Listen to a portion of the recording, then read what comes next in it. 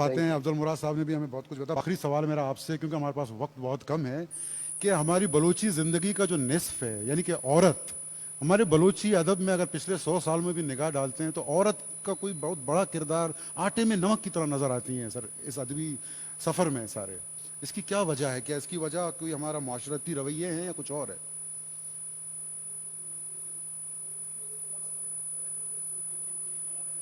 हैं तवज्जो आओ, आओ ना।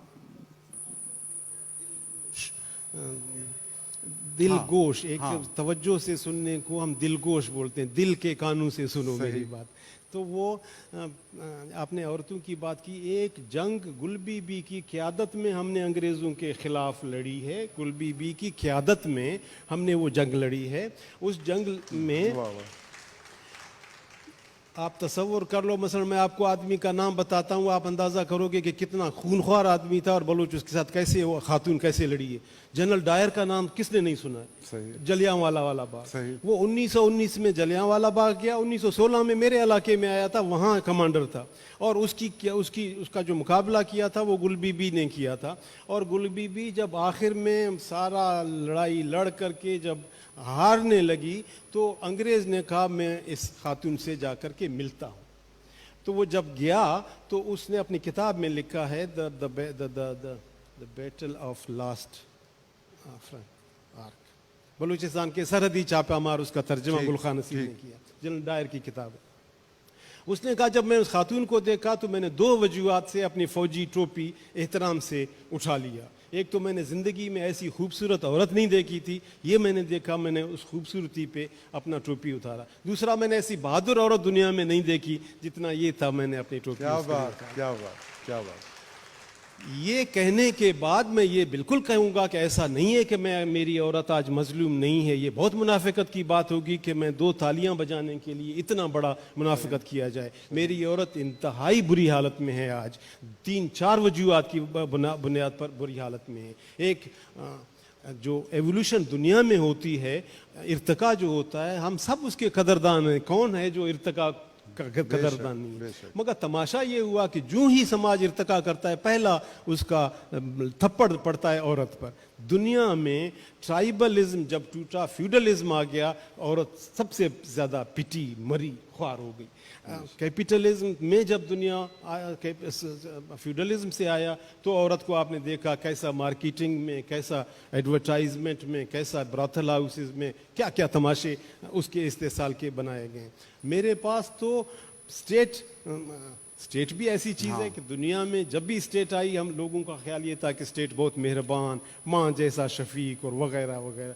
ऐसा है नहीं। स्टेट जहाँ भी आया वो डैन, समझते हो, डैन मैंने बोला, डाइन, स्टेट डाइन है औरत के लिए। स्टेट जब भी आई औरत का गला उसने घूंटा। तो मेरे पास 3 तरफ से औरत पिसी हुई है। मेरा अपना ट्राइबल मुआशरा, जो ट्राइबल अब कम है, फ्यूडल ज़्यादा है। वो फ्यूडलिज्म का सराइकी दोस्तों को पता है, सिंधु के दोस्तों का पता है कि फ्यूडलिज्म औरत के लिए क्या खूनख्वार चीज़ है। कुरान के शादियाँ, शुक्र है हमारे यहाँ अब तक नहीं है, लेकिन कुरान की शादियाँ हैं। स्याहकारी, कारोकारी जिसको बोलते हैं वो है, यानी कारोकारी का इस हद तक है। अगर आपके पास टाइम हो, अगर आपने सिर्फ वाही स्याही, आपने आवाज़ लगा दिया, स्याही हो गई।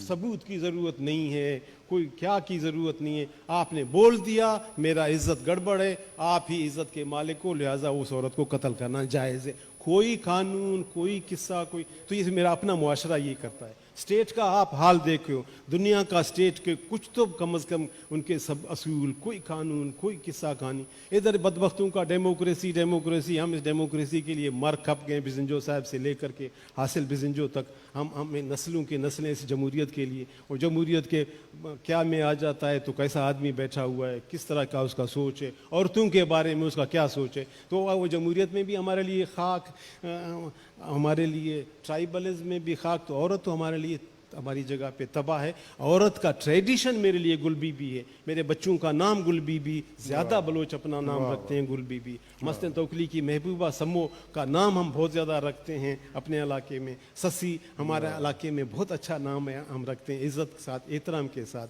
तो वो मजलूमियत जो औरत की हो सकती है वो हमारे यहाँ है, उसकी बहुत ज़रूरत है।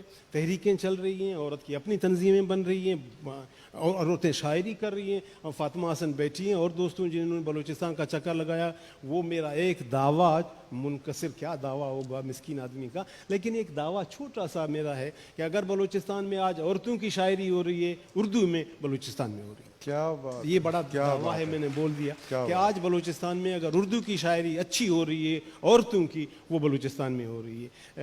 दानियाल तरीर की 3 बहनें ज़बरदस्त किस्म की शायरी कर रहे हैं। मोहतरमा नौशीन कमरानी खूबसूरत शायरी कर रही है, सब दोस्तों उनको नहीं, जानते हैं। अफसानों में गौहर मलिक हैं वगैरह, उनका बड़ा नाम है इनका। तो औरतें अपनी बेशक, जगह पे बेशक। अपना हिस्सा तो डाल रही हैं। बेशक, बहुत शुक्रिया।